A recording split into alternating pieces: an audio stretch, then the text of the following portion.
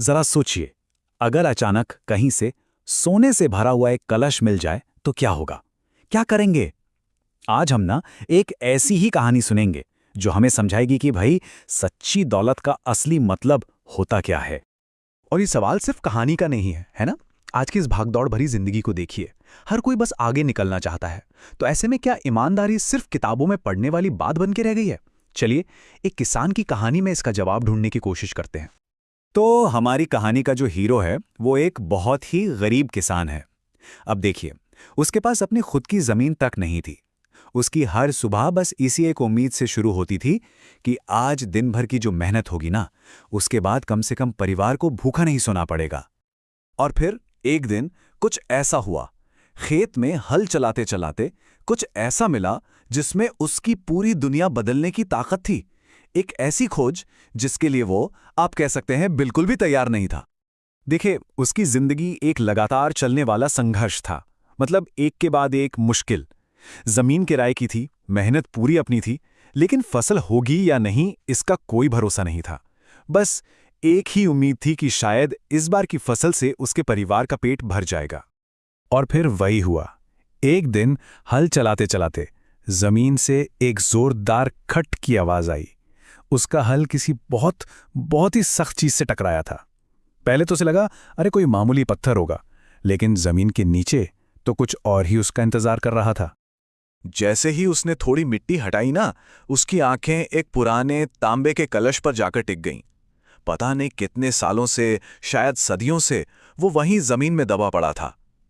किसान का दिल जोर जोर से धड़कने लगा। भाई, आखिर इसके अंदर हो क्या सकता है? और उस कलश के अंदर जो मिला ना, उसने सिर्फ किसान की किस्मत को ही नहीं, बल्कि उसके कैरेक्टर को, उसके चरित्र को भी एक बहुत बड़ी परीक्षा में डाल दिया। अब उसे एक ऐसा फैसला लेना था जो शायद उसकी पूरी जिंदगी को तय करने वाला था। वो कलश पुराने चमकते हुए सोने के सिक्कों से लबालब भरा हुआ था।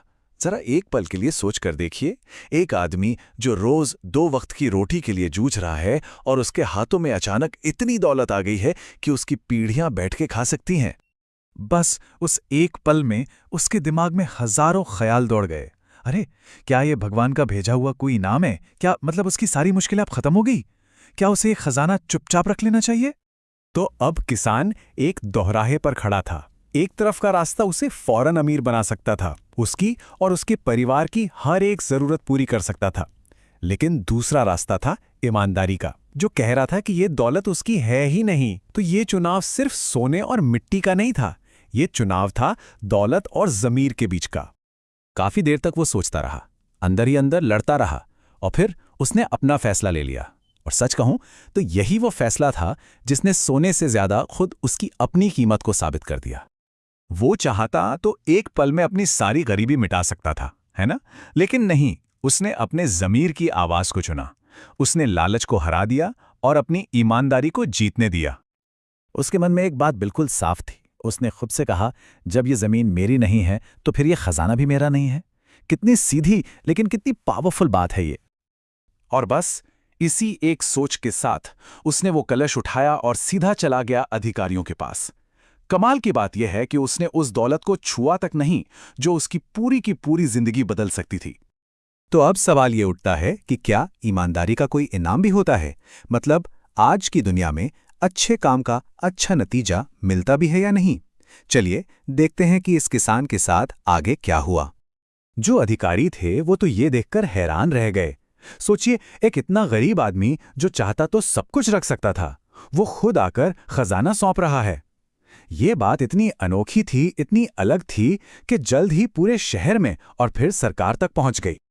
अब देखिए, सरकार ने उसे सोने के सिक्के वापस नहीं दिए, बल्कि उससे भी कहीं बेहतर इनाम दिया। उसे आदर्श किसान का अवार्ड मिला, उसे खेती के लिए अपनी खुद की जमीन दी गई और साथ ही खेती के नए नए टूल्स भी मिले। मतलब उसे एक रात की दौलत नहीं दी गई, बल्कि पूरी जिंदगी के लिए रोजी रोटी कमाने का एक जरिया दिया गया। उसे मछली नहीं दी, उसे मछली पकड़ना सिखाया गया। लेकिन सरकार के इस इनाम से भी बढ़कर ये जानना जरूरी है कि खुद उस किसान के लिए असली दौलत क्या थी।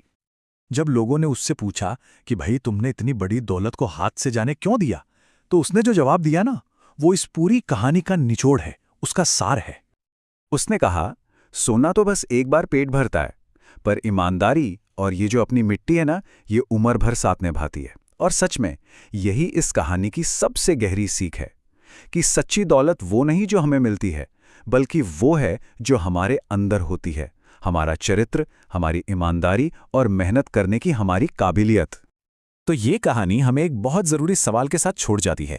आज की दुनिया में जहां हर कोई शॉर्टकट और फटाफट कामयाबी के पीछे भाग रहा है, हम सबके लिए असली दौलत का मतलब क्या है?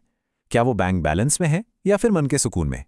इसका जवाब शायद हम सबको अपने अंदर ही